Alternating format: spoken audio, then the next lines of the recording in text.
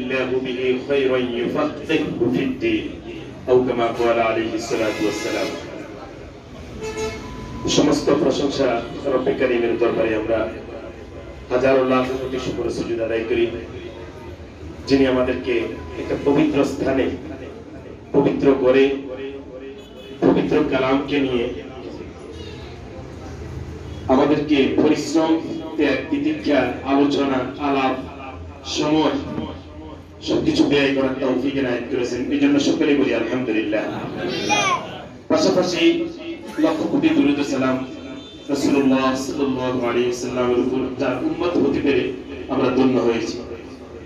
কথা লম্বা করব না, যেহেতু সর্বোচ্চ সময় 10:30 11টার মধ্যে আমরা শেষ করে দিব। 10:30টার মধ্যে আমরা শেষ করে দেওয়ার চেষ্টা করব। এর মধ্যে অভিভাবকদের জন্য আমরা কিছু কথা বলার জন্য রাখবো। সামান্য একটু কিছু কথা বলবো, আপনাদের সমীক্ষে আপনাদের সামনে উপস্থাপন করব। আমরা সকলেই জামিয়া আরবিয়া সিরোনিয়া মাদ্রাসার একটা পরিবারভুক্ত অন্তর্ভুক্ত আমরা মনে করি। এই পরিবারের মধ্যে আমাদের অভিভাবক, ছাত্র ছাত্রী, আমাদের ওস্তাদ বৃন্দ সকলেই আছে। আমরা রব্বে কারীমের দরবারে হাজারো শুকরিয়া জানাই এই জন্যই যে হয়তো আমরা বিভিন্ন পন্থায় বিভিন্ন পেশায় যাওয়ার আমরাও মনস্থ করেছি, তো রব্বে কারীম আমাদেরকে ওই লাইনে ছাড় নাই। আমরা ব্যবসা করতে পারি, সেই নলেজটাও আমাদের আছে। টাকা পয়সাও হেল্প পেতাম, আমাদের ছিল, আমাদের আছে। তো রব্বে কারীম আমাদেরকে ওই পথে নেন নাই, কোরআনের পথে নিয়ে এসেছে। এটা কেউ ইচ্ছে করলে পারে না, কারণ আল্লাহ রাসূল সাল্লাল্লাহু আলাইহি ওয়াসাল্লাম ইরশাদ করেছেন, মান ইউরিদিল্লাহু বিহি খায়রান ইউফাক্কিহু ফিদ-দীন। যাদেরকে রব্বে কারীম ভালোবাসেন, চান, তারা এই কোরআনের খেদমতে আসতে পারে, অন্য কেউ আসতে পারে না, চাইলেও পারে না।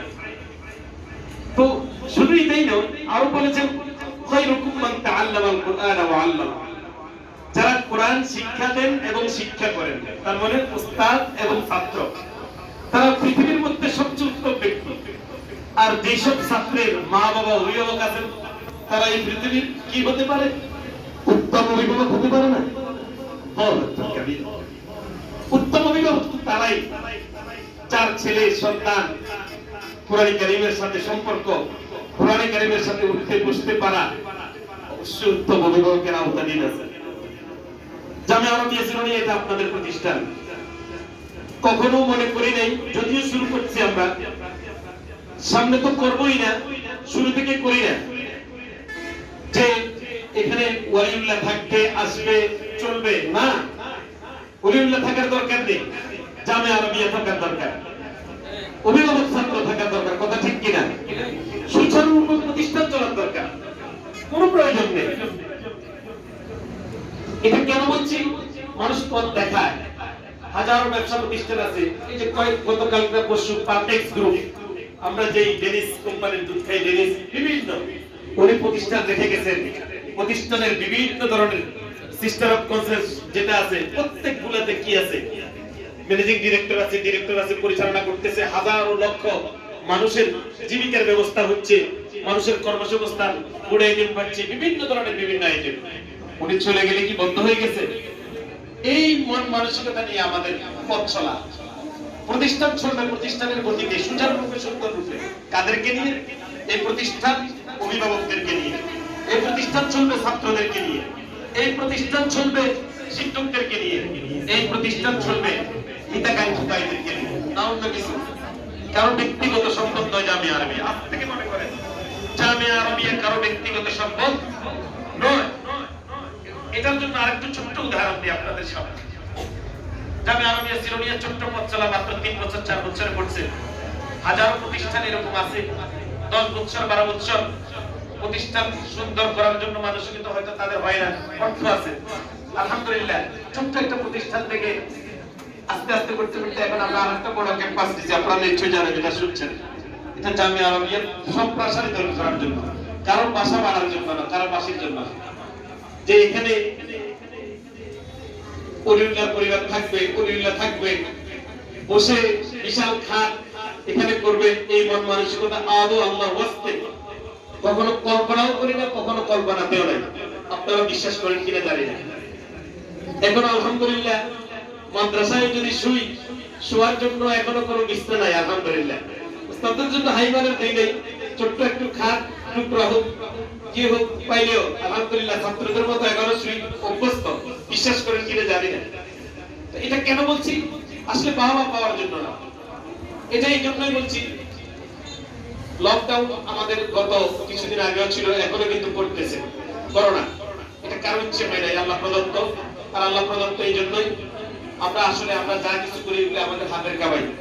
আমাদের এই পৃথিবীতে ভালো চলার দরকার, ভালো থাকার দরকার, ভালোবাসার দরকার। যিনি আমাকে সৃষ্টি করেছেন তার সাথে ভালোবাসার সম্পর্ক রাখার দরকার। ভালোবাসার সম্পর্ক নাই বিধায় আমাদের উপর আযাব মুসিবত গুলা। কথা বুঝে আসছে আমাদের? তো এই লকডাউনের মধ্যে অনেক প্রতিষ্ঠান বন্ধ হয়ে গেছে, জর্জরিত হয়ে গেছে, অনেক প্রতিষ্ঠান বিলুপ্ত হয়ে গেছে। আলহামদুলিল্লাহ আপনাদের আন্তরিকতায়, আপনাদের দোয়ায় যা আমরা আরো সুন্দরভাবে চলতেছে। যদিও আর্থিকভাবে বহুত বিপর্যস্ত, কিন্তু এটা মুখ দিয়ে সব দিয়ে অবয়বে চেহারা দেখানোর চেষ্টা করি না। কেন?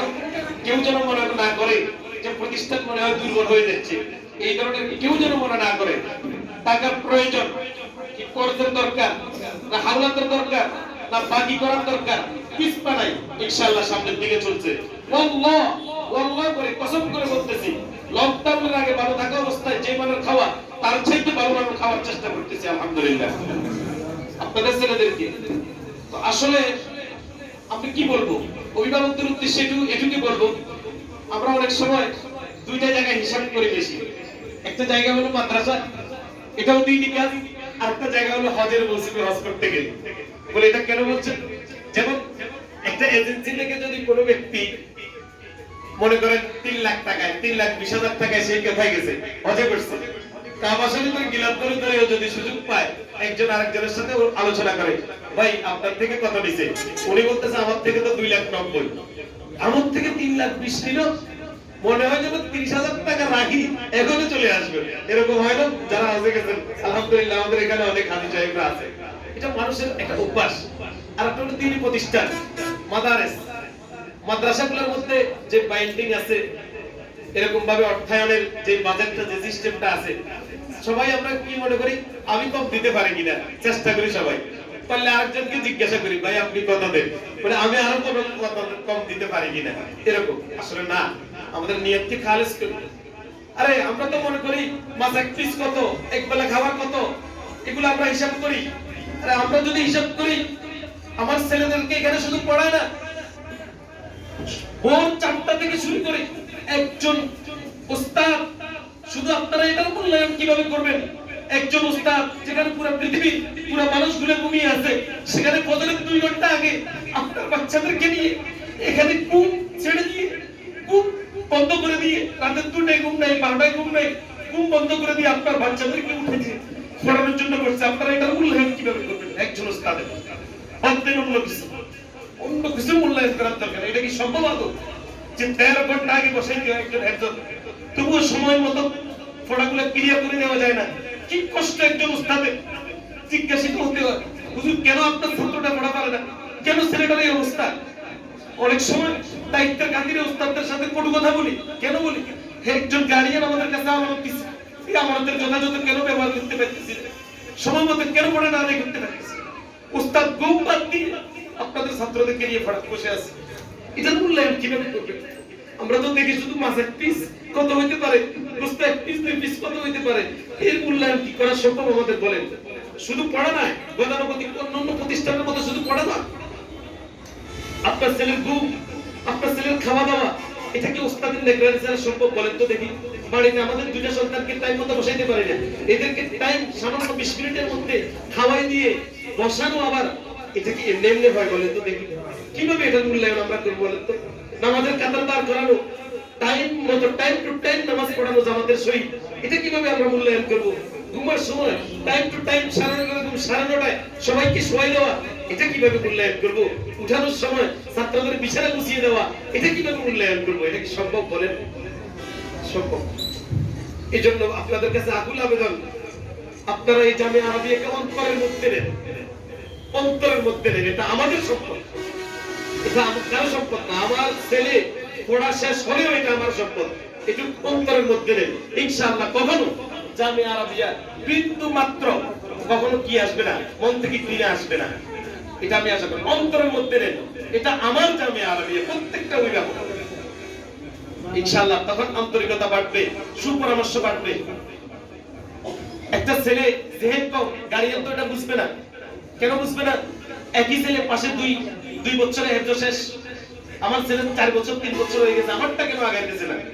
আমি আমার ছেলের কথাই বলি, আমি তো হাফেজ। আমার ছেলের সাথে হেফজ পড়তেছে 26 পারা 28 পারা চলে গেছে, আমার ছেলে 18 পারা পড়তেছে শারীরিক দুর্বলতার কারণে। এখন আমি কার কাছ থেকে জবাব দিব বলেন দেখি? এটা সম্ভব? আল্লাহ প্রদত্ত মেধা, এটা মেধা কারণ তৈরি করে না। উস্তাদরা চেষ্টা করে কাকে দিয়ে? যে বেশি পড়ালেখা পারে, সময় মতো আদায় দেয়, তাকে দিয়ে উস্তাদদের কষ্ট হয় না। কষ্ট কাদেরকে নিয়ে হয়? যারা পড়ার সময় মতো দিতে পারে না তাদেরকে নিয়ে। একটু বুঝেন, মন থেকে বুঝেন একটা ছেলেকে পরিচর্যা করতে কেমন কষ্ট। আর উস্তাদের নখ কাটার জন্য আজকে থেকে উঠার পরে উস্তাদরা বলতেছেন তোমাদের নখ কাটো, দাঁত ব্রাশ করো। আজকে আমি শুনতেছি, আমি ছিলাম পরিস্থিতি, জায়গা হচ্ছে না মাদ্রাসায়। আলহামদুলিল্লাহ, এই জন্যই দ্বিতীয় আরেকটা ভবন আপনাদের দোয়ায়, আপনাদের আন্তরিকতা নিয়েছি। বহুত কষ্ট কর্জ আছে, যাই হোক এটা পরে বলবো। মসজিদে আমি ঘুমাইছি, আসছি তাড়াতাড়ি, ছাত্রগুলো উঠতেছে কিনা এবং ছাত্রদের বিছানা চাদরগুলা এগুলা ঠিকভাবে দিলাম। হুজুরকে ফোন, হুজুর বলতেছে জি ওইটা বলছেন নি, বিছানা চাদরগুলো যেন বাড়ি থেকে ধোয়া নিয়ে আসে এবং ছাত্রদের ব্রাশ করা, তার এই নখগুলা কাটা সুন্দরভাবে ঠিকভাবে কাটছে কিনা দেখতে, দৃষ্টিকটু টুপি ধোয়ার জন্য বলছি। গতকাল ওয়াশিং মেশিনের মধ্যে পাঞ্জাবিগুলো ধোয়াইছি, তার আগের দিন ধোয়াইছি, এগুলো ঠিকভাবে সব ঠিকঠাক আছে। এটা কিভাবে মূল্যায়ন করবেন বলেন? প্রতিষ্ঠান তো গতানুগতিক আছে, অনাবাসিক প্রতিষ্ঠান আছে, এরা পড়াইতেছে, শুধু পড়ানো পর্যন্ত শেষ। আপনারা এই পরিচর্যা কখনো সম্ভব না। তো এই জন্য আসলে প্রতিষ্ঠান আছে, অনেক টাকাও নিতেছে, আপনার টাকা নেওয়ার, অনেক টাকা নিয়ে বিজনেস করার কোনো মন মানসিকতা আমাদের নাই। সামান্যটুকু হাসে যখন বলি ফেনীতে হেফজ পরিষদের, আমি একজন জয়েন্ট সেক্রেটারি, ফেনী জেলার হেফজ পরিষদ গঠন হয়েছে, তখন বলে অরিল্ল ভাই আপনি কিভাবে সম্ভব, এগুলো কেমনে করেন, কে টাকা দেয় আপনাকে? আমি বলছি ভাই কোনো ডোনেশন পাঠান নাই, কেমনে করি জানি না, মনের সাহসে জিজ্ঞাসা করে। আপনি ওয়াশিং মেশিন 35,000 টাকা দিয়ে কিনেন, আপনি একসাথে এই যে ওনাদের সাথে একসাথে কিনে, আমাদের সভাপতি সাহেব আছে আর অন্যান্য সাংগঠনিক সম্পাদক ভাই চলেন আজকে ছেলেদের জন্য কার্পেট কিনুন। এটা তো সাধারণ কার্পেট 52,000 টাকা, মাত্র 10,000 টাকা দিয়ে আসছে। ওয়াশিং মেশিনে মাত্র 10,000 টাকা দিয়েছি, ডাকুন ভাইয়া ওয়ার্ডন ফেলা যায়, আরো 25,000 টাকা আছে, নিয়ে আসছি, দিয়ে দেন। তারপরে নতুন বিল্ডিং এর জন্য 1,17,000 টাকার শুধু মকফল কার্পেট অর্ডার দিছি। এরপরে বড় স্ক্রিনের 60 ইঞ্চি টিভি, এটা কেন দিছি? স্মার্ট 4K টিভি, এটা কেন দিছি? ছাত্রদের আন্তর্জাতিক মানের তেলাওয়াত শুনতে পারে, আমাদের যে মস্ক করে হুজুররা, মস্কগুলো যেন টিভিতে দেখা যায় এবং ছাত্র যে পড়বে তাকেও যেন টিভিতে দেখা যায়, শুধু মস্কের ঘন্টার জন্য। ওটার দামে 20% ছাড়ের পর প্রায় 87,000 টাকা ওটার দাম। বিশাল এলইডি স্ক্রিন ওখানে লাগানো, এখানে একটা লাগানো, এটা ছোট। তারপর ছাত্রদের জন্য, আপনাদের বসার জন্য আরেকটু স্ট্যান্ডার্ড মানের করার জন্য সোফার অর্ডার দিছি, সেগুলো প্রায় 60-65,000 টাকা, এটা ঢাকাতে এটা ফোম সিস্টেমের ভিন্ন স্টাইলের। এরপরে আরো ডেকোরেশনের কাজ, রঙের কাজ, 10 লাখ টাকা এখানে এক্সট্রা খরচ হবে। এগুলা কি কোনো বিজনেসের কাজে খরচ করতেছি না, ছাত্রদের জন্য না, আমার বাড়ির কেউ আসে বুঝবে, হুজুরদের বাড়ির কেউ আসে বুঝবে, এটা আমাদের অভিভাবক ছাত্রদের জন্য। একটু শুধু জামিয়া আরাবিয়াকে অন্তরের মধ্যে নেন, এটা আপনাদের সম্পদ, আপনাদের প্রতিষ্ঠান, তাহলে ইনশাআল্লাহ কোনো দুঃখ আসবে না। তো গার্ডিয়ানদের কাছে আর কি বলবো, অভিভাবকদের কাছে, আপনাদেরকে অনেক সময় আমাদের উস্তাদরা, আমরা অনেক সময় বলি, রুটিনের ক্ষেত্রে বলি ভাই রুটিন কেন পালন করেন না, এখন কেন আসছেন হঠাৎ করে? আপনাদের কাছে মনে হয় আমি কি আপনাদের কাছে ভিক্ষা খুঁজতে এসেছি কিনা, এরকম মনে হয় না, কিন্তু ছাত্র কিছু আসলে না। উদ্দেশ্য একটু রুটিন মোতাবেক চলা, একটা ক্লাস টাইমে কোরআনে কারীম পড়ার এমন একটা সিস্টেম, সম্পূর্ণ মনোযোগ দিয়ে পড়তে হয়। তখন যদি ক্লাসে একজন অতর্কিতভাবে ঢুকে যায়, সাথে সাথে ছাত্ররা হুজুরদের দিকে তাকাবে না, অন্য কেউ দেখলে কি এটা কে আসছে। এই জন্য আমরা খুব হাত থাকি, এরপর হাত করতে পারি না। এখানে একটা বাজারের পাশে আশেপাশের লোকজন বহু চেষ্টা করি, আরো পড়া করি, কিন্তু পারি না। এক জায়গাতে তো আমাদেরকে দুর্বল করে দিচ্ছেন আপনারা, শাস্তি দেওয়া যায় না, আপনারা না শুধু সামাজিক ভাবে, রাষ্ট্রীয় ভাবে আমাদেরকে এই জায়গায় দুর্বল করে রাখছে। না হলে আমাদের উস্তাদরা, এখন একজন উস্তাদের হুজুর কয়জন ভাগে হচ্ছে? 17 জন, মাত্র 17 জন একজন উস্তাদের তত্ত্বাবধানে।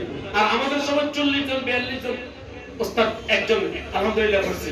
17 জন দেওয়ার পরেও হুজুররা মাঝে মধ্যে হতাশ হয়ে যায়, কেন? একটা ছেলেকে বারবার উঠাতে পারতেছে না, ছেলে এটাকে একটা পৃষ্ঠা বারবার সবক দিতে পারতেছে না। ওস্তাদ থেকে, অভিভাবক থেকে ওস্তাদ হতাশ, মাঝে মধ্যে যাই ধাম করে যে বসে নিচে, হুজুর আমি আর পারতেছি না। এটা কি সুখে বলে? বলেন দেখি, এটা কি খুব সুখ আসলে বলে? কষ্ট লাগে। সব ছাত্র সমান না, একটু একটু মনের মধ্যে মাঝে মধ্যে কল্পনা করবেন, ইনশাআল্লাহ হয়ে যাবে। আর আরেকটা দেখি আমাদের গার্ডিয়ানদের মধ্যে, অভিভাবকদের মধ্যে একটা, অনেক সময় ছাত্রদেরকে জিজ্ঞাসা করে, পানিতে গেলে আমাদের ছেলেরা কি করে? উদাসীন থাকে। ছেলেরা কি থাকে? উদাসীন, মনোযোগ থাকে না। হঠাৎ করে একজনে অতর্কিত ভাবে একটা প্রশ্ন করছে, অনেক সময় একটা ছেলে পারে, অনেক সময় পারে না, তো মনে করে করে 2 রকম প্রতিষ্ঠানে পড়াচ্ছে। এগুলো বেহুদা কথা। তার একটা মিচুর যখন বয়স চলে আসবে, আমাকে এখন জিজ্ঞাসা করেন কোন পাড়ায় কোন পৃষ্ঠায় হুজুররা হাফেজরা আছে, আলহামদুলিল্লাহ কোন জায়গায় কোন পৃষ্ঠায় কোন সুবহান, ইনশাআল্লাহ আমাদের হাফেজ 18 জন আমাকে ধরছে, প্রায় 100 থেকে 150 জন সুবহান হাফেজরা আছে। পাগল হয়ে গেছে তো হুজুর, এটা কিভাবে সম্ভব? 20 বছর 22 বছর পরে আপনার এইভাবে আপনাকে হুজুররা সূর্য হুজুরদেরকে বলছে, প্রত্যেকটা হুজুরই পাবে। এই ধরনের আপনারা ধৈর্য ধরতে পারেন না। এই যে ছেলে একটা মাত্র সবক শেষ করে, রিভিশনও হয় নাই, হঠাৎ করে ছেলে একটা ধৈর্য হতে পারে না, ওরে কিছু তো পড়ে যায় মনে হয়। এগুলো একটা সিস্টেম। আর আমরা ফিনিশিং করে যখন বের করে দেব, তখন দেখবেন ইনশাআল্লাহ রমজানে অনর্গল ভাবে সে তারাবি পড়াবে, অনর্গল ভাবে, আলহামদুলিল্লাহ। একেবারে আলহামদুলিল্লাহ আপনাদের জামিয়া আরবিয়াতে প্রথম বেচের 18 জন তো হাফেজ আছে অলরেডি, দ্বিতীয় বেচের 4 জন, হাফেজ জুবাইর, তারপরে হাফেজ সামি, না সরি হাফেজ সাবির, হাফেজ আব্দুল আজিজ জিদান, এগুলো হয়ে গেছে। আরো বাইরে দ্বিতীয় বেচের অলরেডি 3 জন বের হয়ে গেছে, এদের নাম এখনো আছে না। 18 জন হাফেজের জন্য আমরা একটা প্রোগ্রাম করার টার্গেট করছি। ইনশাআল্লাহ আমরা চেয়ারম্যানের সাথে কথা বলে আমরা বলবো। তবে সবচেয়ে বেশি হলো অভিভাবক যিনারা আছেন ওনারা একটু খেয়াল করবেন। মাদ্রাসা তো ঠিকই বন্ধ দিই, আমরা অনেক সময় অভিভাবকদেরকে বলি ভাইজান একটু সময় মতো নিয়ে আসেন, বোন একটু নিয়ে আসেন ছেলেটাকে বাড়িতে, 1 ঘন্টা একটু বসাইয়েন, একটু নামাজটা পড়াইয়েন। আমার অনেক সময় আফসোস লাগে, মনে হয় অভিভাবক বলেও না, অনেক সময় এরকম আফসোস লাগে, মনে হয় নামাজ পড়তে পারে না, ওনাদের কথা বলবো না, এই ধরনের মন্তব্য করবো না।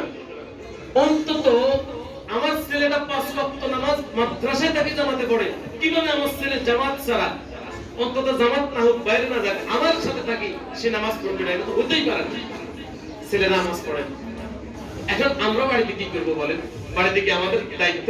ওদের যাওয়া তেলাওয়াত মাদ্রাসা সে 10 ঘন্টা প্রতিদিন করতেছে, 24 ঘন্টার মধ্যে 1 ঘন্টা আমি বসাইতে পারি না আমার ছেলেকে। কোন সাহসে আমার ছেলে আমার অ্যান্ড্রয়েড মোবাইলটা আমার ধরে? প্রয়োজনে ছেলে যাওয়ার আগে অ্যান্ড্রয়েড মোবাইল ফেলে দেন, রাখি দেন, না ভেঙে ফেলেন, না নষ্ট করে ফেলেন, আর যদি না তালাল দিয়ে রাখেন, সাধারণ একটা মোবাইল ব্যবহার করেন। এখন তো আলহামদুলিল্লাহ 1-2টা সবার কাছে এমনি থাকে। কেন ছেলের কাছে কেন যাবে? মোবাইল আসক্তি কেন হবে? ছেলেকে যখন মোবাইল আসক্তি করে দেয়, ছেলে মোবাইল দেখে দেখে, তখন সে একটা ছেলের কথা গতকালকে আফসোসের সহিত বলতেছে একজন গার্ডিয়ানে, ও হুজুর ওর হাতে পায়ে ধরছি, ওর একজন মামাতো ভাই মারা গেছে, ফুফাতো ভাই, তাকে একটা ইয়াসিন সূরা পড়তে বলছি, এই ছেলেটাকে, ছেলেটা এখন হাফেজ, আমি নাম বলবো না। আমি যে এটা দোষকার, আপনি কি ছেলেকে নিয়ে কখনো নামাজ পড়তে গেছেন? ও ছেলে তো আমাকে নামাজ পড়তে দেখে না, তার মানে কি বলেন তো দেখি? এটা কি মা বাবার প্রভাব কি ছেলের উপর পড়ে না? বাবার প্রভাব ছেলের উপর পড়ে না? এগুলো কেন বুঝেন না আপনারা? ছেলেকে মাদ্রাসায় দিলে কি আপনার নামাজ পড়তে হবে না? আমার নামাজ পড়তে হবে না? আমার ছেলেকে দিছি শেখার জন্য, আমি ওই লাইনে চলে যাই। একটা বাপ যখন আলহামদুলিল্লাহ, অনেক বাবা হাফেজ হয়ে যাইতেছে, আলহামদুলিল্লাহ দাড়ি বড় হয়ে যায়, আমাদের এখানে অনেকে আছে। এই যে আমার খুব ভালো লাগতেছে, ছেলে হাফেজ শেষ, দাড়িও উঠা শেষ, আলহামদুলিল্লাহ ভালো। এক সময় থাকে ইয়াং জেনারেশন অবস্থা থাকে, আমার ছেলেকে হাফেজ দিলাইনি, ছেলে এখানে হাফেজ হইতেছে, মায়ের সাথে জিন্সের প্যান্ট নিয়ে ঘুরে, হাফেজ ছেলে যদি এই হাফেজের কাছাকাছি আমি দেখছি শেষ হওয়ার আগে। এটা দুঃখের বিষয় না বলেন? লেবাসটাও কি আমরা ওখানে গায়ে দিয়ে দেওয়া, আফসোস। এটা একটু খেয়াল রাখবেন। আমার ছেলেকে যেহেতু এটাকে দ্বীনি লাইনে দিছি, সে দ্বীনি পরিবেশে যেন থাকে, সে দ্বীনি পরিবেশে। আমার ছেলে কার সাথে মিশে বাড়িতে যাবে, কোন ছেলেদের সাথে আমার ছেলে মিশবে? জেনারেল ছেলেরা জেনারেল স্টাইলে থাকবে, তারা ফ্যান্সার করবে, তাদের তো দোষের কিছু নেই। কিন্তু আমার ছেলে মাদ্রাসায় জুব্বা গায়ে দিয়ে বাইরে যাই আপনার জিন্সের প্যান্ট পরবে, এটা পরবে, এটা তো মেনে নেওয়া যায় না, এটা তো মেনে নেওয়া যায় না। এই জিনিসটা খেয়াল রাখবেন। তারপরে নাম্বার 3, আমার ছেলে টাইম টু টাইম আমি খাওয়াবো, কেন আমি খাওয়াতে পারতেছি না? আমার ছেলেকে কেন আমি বসাইতে পারতেছি না আমার পাশে? এগুলো আমাকে খেয়াল রাখতে হবে। উস্তাদ ওনাদের ব্যাপারে কোনো কুমন্তব্য আমরা করব না। আজকে সবচেয়ে আমাদের এই বাংলাদেশ নয় শুধু বিশ্বে কেন আমাদের ছাত্ররা এত মেধাবী হওয়ার পরেও আদব কায়দা ঠিক রাখতে পারতেছে না, মা বাবার সাথে আচরণ ঠিক করতে পারতেছে না? এটা একমাত্র কারণ আমরা নিজেরাও উস্তাদের মূল্যায়ন করি না, আমাদের ছাত্রদেরকেও আমাদের সন্তানদেরকেও উস্তাদের মূল্যায়ন করতে দেই না। আমাদের পাশের বাড়ির এলাকা, আমি বেশি দূর জানি, আমার যেটা এটা হলো উনি তো আমাদের বাড়ি যেটা, যিনি একটা ঘটনা বলবো, যেটা doctor Nurul Islam professor, Chittagong university ফিজিক্সের হেড অফ দ্য ডিপার্টমেন্ট, ওনার সামনের ঘটনা উনি আমাকে বললেন যে একটা ছেলে আমাদের ওই পাশে দেখলাম বাবাকে দৌড়াই দৌড়াই ফিরতেছে, বাবার লুঙ্গি পর্যন্ত ফিরে চলে যাইতেছে। আপনারা অনেকে চিনবেন যেহেতু আমাদের এলাকার আছে। তখন আমার জ্যাঠাবুদ্ধি ছিল আমাকে বলতেছে, ভাতিজা এটা একেবারে চাক্ষুষ ঘটনা, এই ছেলেকে জাইলস্কর স্কুলে একজন ওস্তাদ মনে হয় পিটাইছে, স্যারের নামও বলছে পিটাইছে, আর ওরা বাবা ওর মামা ওর বাইরে একসাথে স্যারকে পিটাইতে গেছে। তখন আমি সামনে দেখি বলতেছি তোর ছেলে তোকে পিটাইবে, বাস্তব এখন সামনাসামনি আমি দেখে গেছি। এই জন্য ভদ্রতা, যথেষ্ট পরিমাণ ভদ্রতা, নম্রতা। মন মিলবে না পরক্ষণে আবার আসি, হুজুর কি সমস্যা নেই একটু দেখি। শয়তান তো আমাদেরকে উস্কাইবে, আমাদের উস্তাদদেরকে, ছাত্রদেরকে, অভিভাবকদের। শয়তান আমাদের পিছনে লাগা আছে, কারণ আমরা সকলেই তো কোরআনের সাথে সম্পর্ক।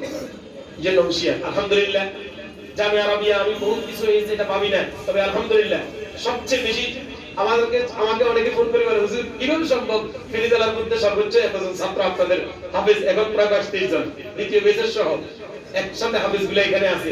আমি যে ভাই এটার চাইতে আমি বেশি আশ্চর্য হই, এটা আপনাদের কাছে কমন একটা বিষয়। আপনারা জানতেন যে 15 পারা হইলে 16 পারা হইলে মধ্যখানে গেলে শয়তানে ধরে, এমন একটা কথা আপনাদের মধ্যে আছে না? আলহামদুলিল্লাহ জামিয়া আরবিয়ার একটা ছাত্র মধ্যখানে গেছে, কোথাও কখনো বাগে গেছে, এরকম করে ডিস্টার্ব করে নেওয়া কখনো হয় নাই। এটা শুকরিয়া আল্লাহর দরবারে, এটাই সবচেয়ে বড় জিনিস। বাগে নাই, আমরা সিসি ক্যামেরাও দিই নাই, আমরা এরকম ভাবে সিসি ক্যামেরা লাগে না, আমরা খোলামেলা। আমরা আমাদের মনকে বলতেছি, ওস্তাদের সাথে বললে একমাত্র সিসি ক্যামেরা আল্লাহ পাক লাগাই রাখছে, এটাই রাখেন মনের মধ্যে।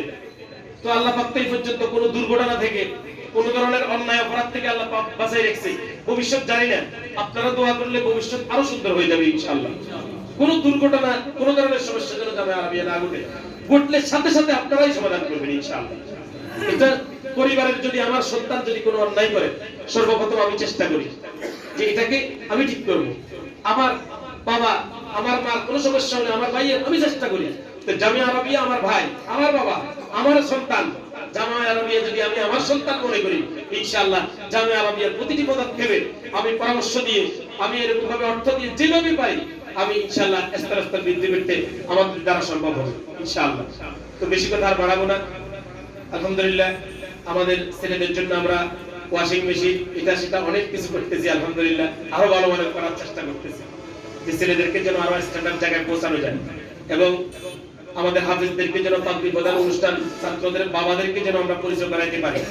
আমাদের এখানে বিশিষ্ট ব্যবসায়ীরা থাকবেন, এরকম ভাবে ফেনী জেলার বড় বড় যারা সমাজসেবক আছেন তারাও থাকবেন, আমাদের চেয়ারম্যান মেম্বার, উপজেলা টিউনো তো মহিলা মানুষ, ওনাকে না আগে ছিল, এছাড়া ওই থানার যারা অফিসার আছেন, আরো জেলা ভিত্তিক যারা আছেন, এবং হুফাজুল কোরআনের বাংলাদেশ নয় শুধু বিশ্বের মধ্যে সেরা যিনি হাফেজ আব্দুল হক সাহেব, আন্তর্জাতিক ক্যাপ যারা তাদের হাতে আমরা সনদ দিব, তাদেরকে দিয়ে পরীক্ষা আমরা নেই ইনশাআল্লাহ। এটা আমাদের প্রত্যাশা, আপনারা অবশ্যই সহযোগিতা করবেন। আলহামদুলিল্লাহ হাফেজ সাহেবের বাবারাও করতেছেন, আমরাও শরীক হবো ইনশাআল্লাহ, কোনো সমস্যা নাই। তার মধ্য থেকে আমাদের আরেকটা আকুল আবেদন, 2021 সাল সামনে আসতেছে। 21 সাল এত সুন্দর একটা সাল আসতেছে, যদিও করোনা প্রভাব চলতেছে, আলহামদুলিল্লাহ করোনার ভয় নেই। আমরা জামিয়া আরবিয়ার জন্য আমরা অনুমোদন নিয়ে নিয়েছি, করোনার মধ্যে আমাদের প্রতিষ্ঠান বন্ধ হবে না ইনশাআল্লাহ। আপনারা খুশি তো? আর 2021 সালের জন্য সবচেয়ে বড় মেসেজ হলো, প্রথম দিন 1 তারিখ শুক্রবার, 31 শেষ দিনে শুক্রবার, আলহামদুলিল্লাহ। তো 1 তারিখে যে আমাদের খোলা, বোর্ডিং এ যারা থাকবেন, যারা আবাসিক ছাত্ররা, হেফজখানার ছাত্ররা, নাজরার ছাত্ররা, তারা 1 তারিখে অবশ্যই পৌঁছা দেওয়ার দরকার আছে না? শুক্রবারকে মিস করার কোনো সুযোগ নাই, যে কোনো মূল্যে হোক এখানে ইনশাআল্লাহ নিয়ে আসবো তো আমরা সকলে। আর আপনাদের যে বাইন্ডিং আছে, অর্থের যেই আমাদের একটা দায়বদ্ধতা আছে, এগুলা সময় মতো পরিশোধ করার চেষ্টা করবো। আপনাদের কাছে এটাই আবেদন আপনারা যেটা লেখা আছে একটু দেওয়ার সর্বোত্তম চেষ্টা করবেন। আরেকটা বিষয় আমাদের অনেক বোনেরা বলছেন যে অনেক গার্ডিয়ান চাইতেছে যে আমাদেরকে বারবার আসা লাগে, ছাত্রদেরকে 500 টাকা জিনিস দিলে থাকে না নাস্তা।